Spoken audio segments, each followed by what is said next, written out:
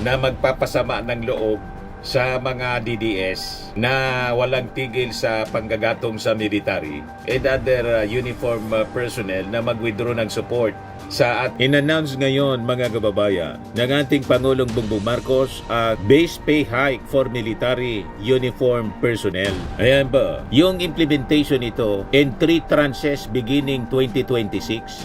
Yung mga hamon ng kalikasan, malalakas na bagyo, magkakasunod na lindol, pagputok ng bulkan at mga pagbaha. Sa gitna nito, naging matibay na sandigan ng bayan ang ating mga military at uniform personnel.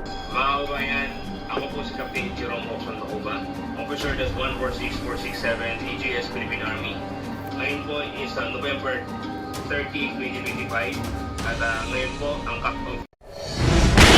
Nagbabagang mga balita at pagtalakay sa mga isyu ng lipunan. Pulsa, opinyon, banat at paglalantad sa katotohanan. Pulsa, what you see is what you get.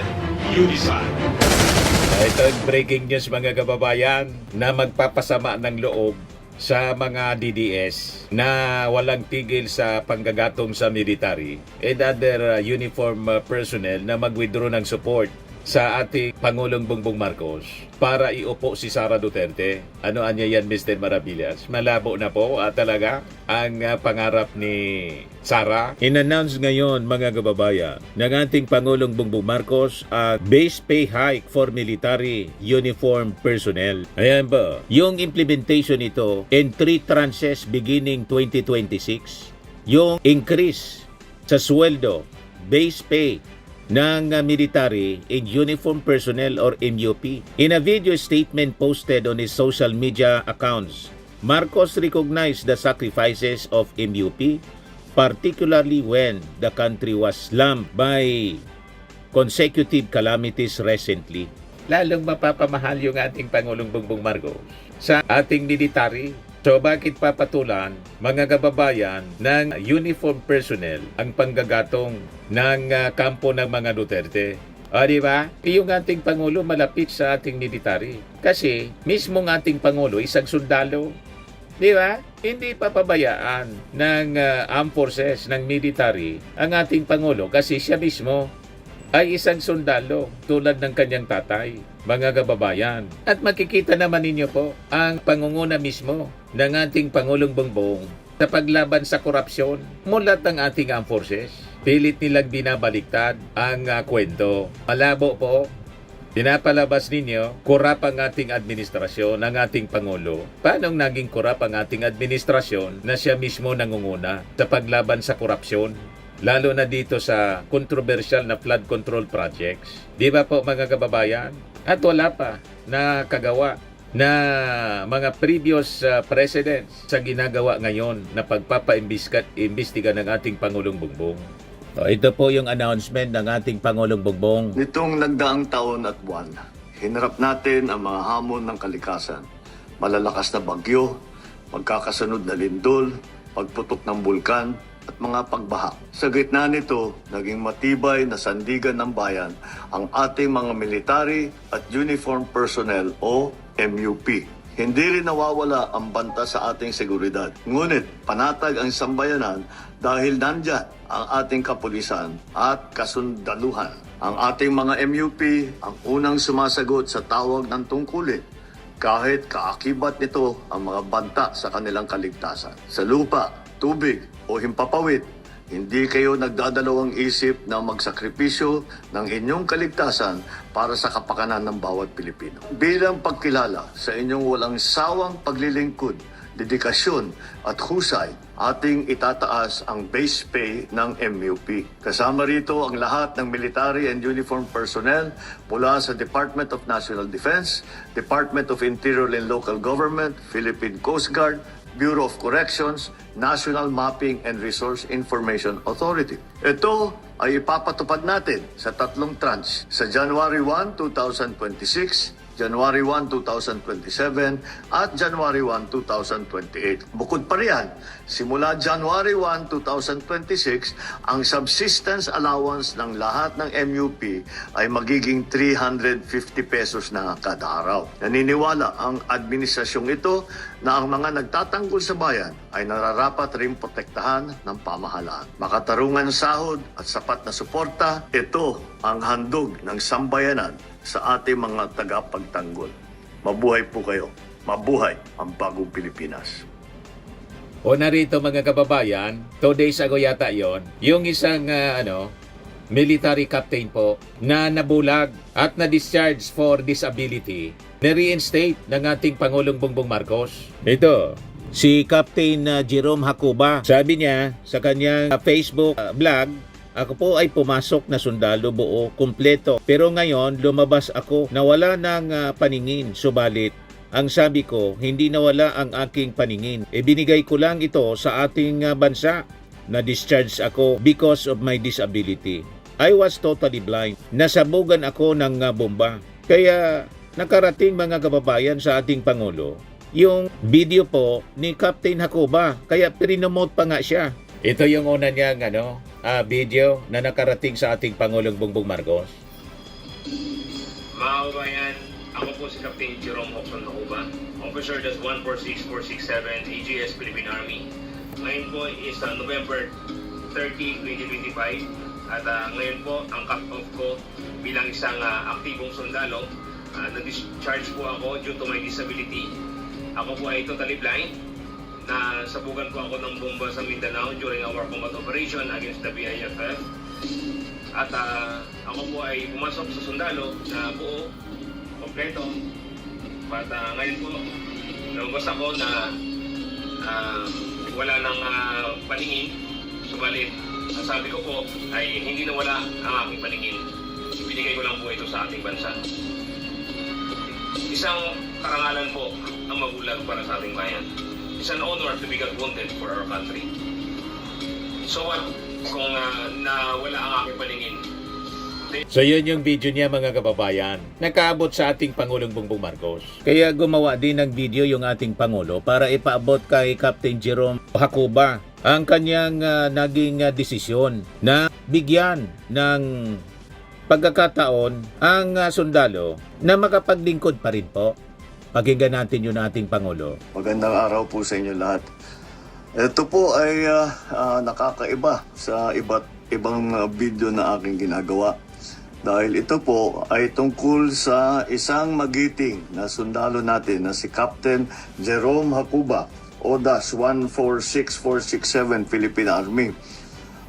Kung nakita nyo po, ang ating butihing kapitan ay nabulag dahil nasabugan po ng bomba.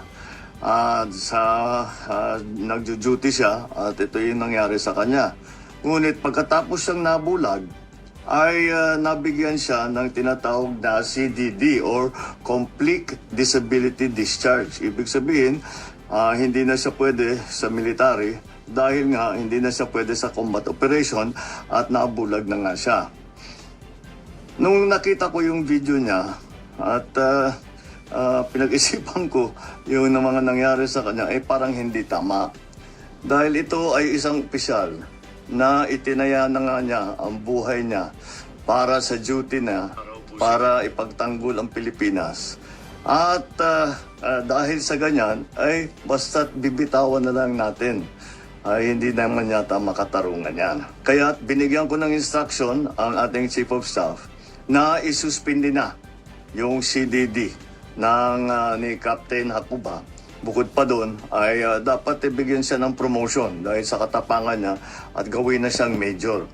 At maghanap po tayo ng mga iba't ibang posisyon na pwede pa naman siya yung ating mga tinatawag na the major adaptive duties. Kasi kahit nabulag na po, marami pa ring duty na pwedeng gawin ng isang sundalo, lalong-lalo na sa isang sundalo na may 15 years na experience. Marami maidadagdag at maitutulong sa atin yan. In-instruction ko rin ang ating Secretary of National Defense na pag-aralan ulit itong polisiya natin para hindi naman mangyari ulit ito na ang isang sundalo natin na nasaktan dahil sa sakripisyo niya, dahil ginagawa niya ang duty niya para ipagtanggol ang Pilipinas, ay basta't pagka nasaktan ay basta't bibitawan na lang natin. Hindi naman tama yon.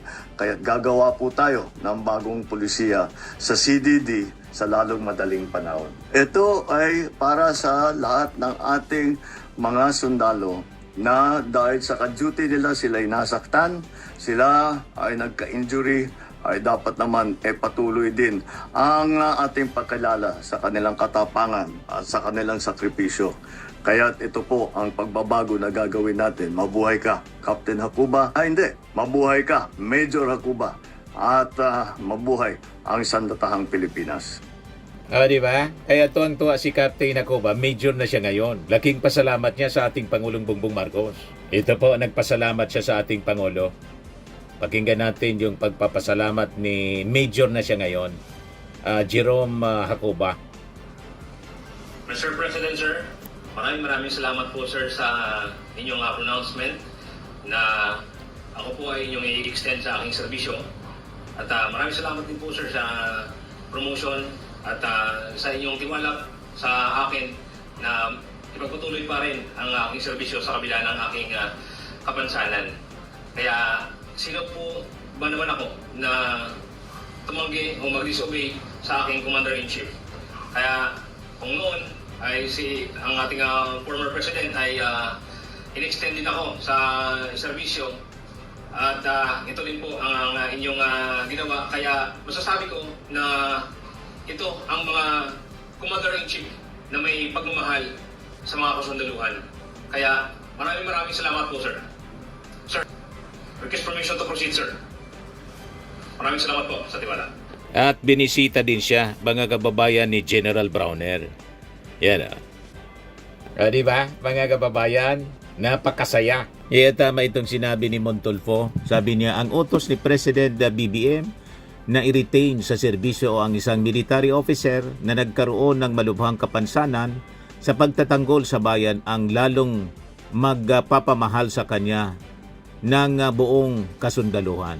Di pa rin makalimutan ni BBM na siya ay nag-training sa Philippine Army Rangers noon. Lalong lumabo, mga kababayan, yung pag-asa ni Sara. 3 trans hanggang katapusan ng term ng ating Pangulo Bongbong ang increase 3 tranches beginning next month, January 2026. May increase na po sa base pay ang military and other uniform personnel. Di ba, mga kababayan? Yes, sabi ng mga netizens, salud po sa malasakit mahal na Pangulo. Sabi ni Teresa Lozano, very understanding ang presidente natin. Wala siyang katulad, mapagmahal at may takot sa Diyos. Kaya nagagawa niya ang lahat. Keep up the good work, Mr. President. Sabi ni Louie Dalisay, ikaw ang karapat-dapat na ituring na bayani ng ating bansa. Salamat sa pagbibigay ng pagtitiwala sa ating mga kasundaluhan para ibuwis ang kanilang buhay para sa bayan. Tunay na maging modelo siya sa lahat ng nagbubuwis ng buhay. Tuwang-tuwa yung ating mga netizens sa naging aksyon ng ating Pangulong Bongbong Marcos nang tawag ng kampo ng mga Duterte, adik, bangag, pati ni Amy Marcos. Malabo ang isang ganitong tao na maniwala ang mga kababayan nating adik ang Pangulo. Matino siya mag-isip, di ba? May totoong pagmamalasakit sa ating mga mamamayang Filipino, including sa ating military and other uniform personnel.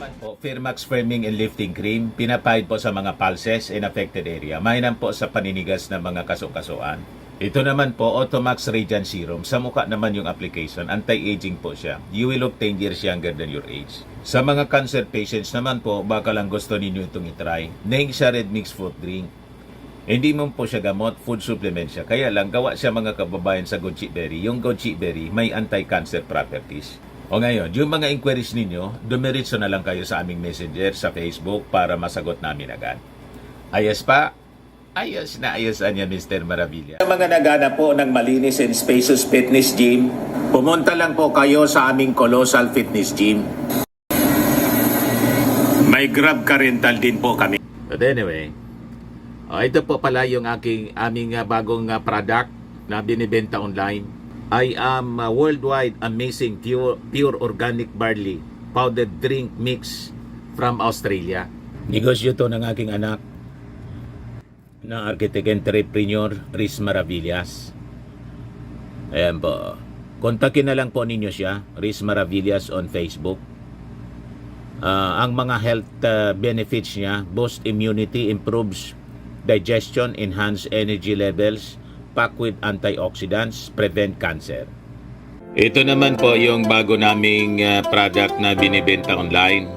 Eye Glow Serum, whitening po siya. Tingnan ninyo yung epekto sa aking anak na architect before and now. Yung mga inquiries po ninyo, dumiretso na lang kayo sa kanyang Facebook account, Riz Maravillas.